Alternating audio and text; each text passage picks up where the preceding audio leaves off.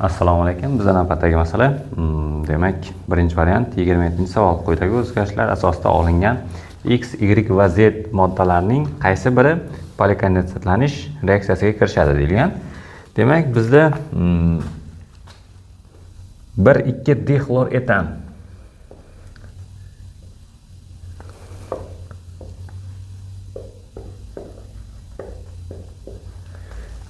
uch xil mahsulot bilan ta'sirlashgan. Demak, 3 xil mahsulot. Birinchisi rux metali, ikkinchisi kaliy OH, 2 mol ekan suvdagisi. Uchinchisi 2 mol kaliy OH spirtdagi. Bularda natijasida nimalar hosil bo'ladi? Demak, birinchi reaksiyada etilen, ikkinchi reaksiyada glikol,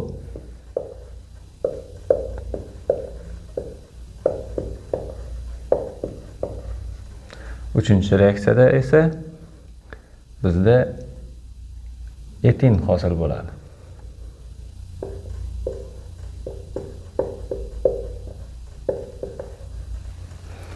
Hop, plus rux xlorid plus kaliy xlorid, hop, plus kaliy xlorid plus suv.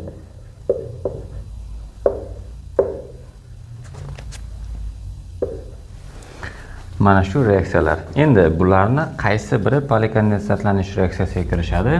Demak, bizda bular polimerlanish reaksiyasiga kirishadi. Faqatgina etilen glikol esa polikondensatlanish reaksiyasiga kirishadi.